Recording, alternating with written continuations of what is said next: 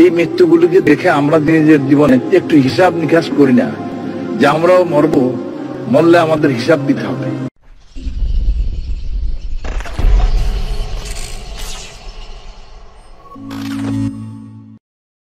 মৃত্যু সম্পর্কে যেটা একটি শাশ্বত কথা আছে একজন প্রখ্যাত লোকের, যে count your life not by the days how much you live, count your life by the acquaintances how much you have acquired in life.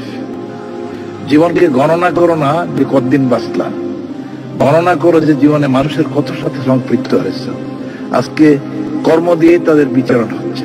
Abdul Matin Khasru আমার স্নেহপরায়ণ, আমার পাশের কনস্টিটিউয়েন্সির। আমি একসময় কুমিল্লা জেলা আওয়ামী লীগের বৃহত্তর সভাপতি ছিলাম, তিনি সাধারণ সম্পাদক ছিলেন। তিনি যখন ছাত্র তখন আমি বিশ্ববিদ্যালয় থেকে বেরিয়ে এসেছি, আমি পার্লামেন্টের মেম্বার তখন তিনি যুবলীগ করেন 1973 সালের কথা বললাম।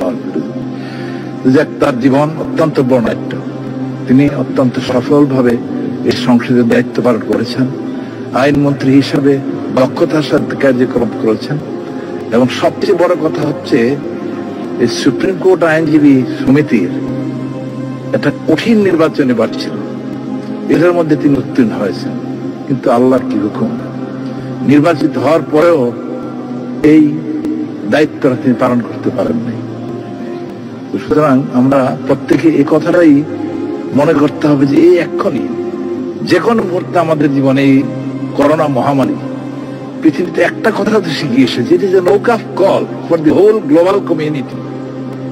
সমস্ত বিশ্ববাসীকে এই কথাটাই জানাতে হচ্ছে যে সতর্ক হব।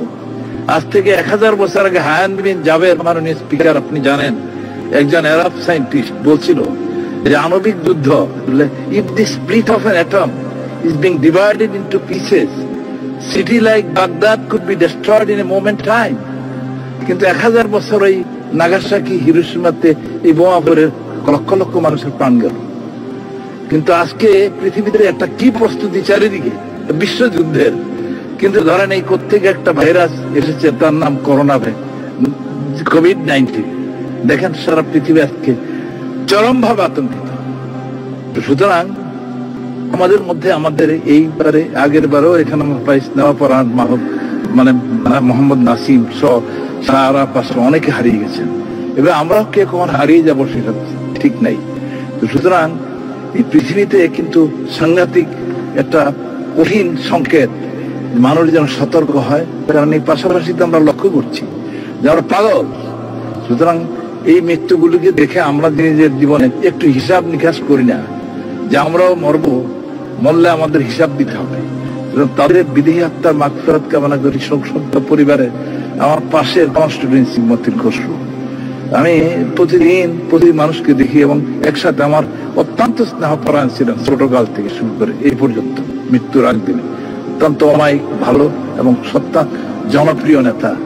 কিন্তু আজকে এই শোক সহ্য করার মতো তার মৃত্যুর উপরে দাঁড়িয়ে আমাকে বক্তৃতা করতে হবে, আমাদের মধ্যে তার করার কথা। কিন্তু দেখেন অদৃষ্টের নির্মম পরিহাস, এটা যে কারো জন্য যে কোনো মুহূর্তে হতে।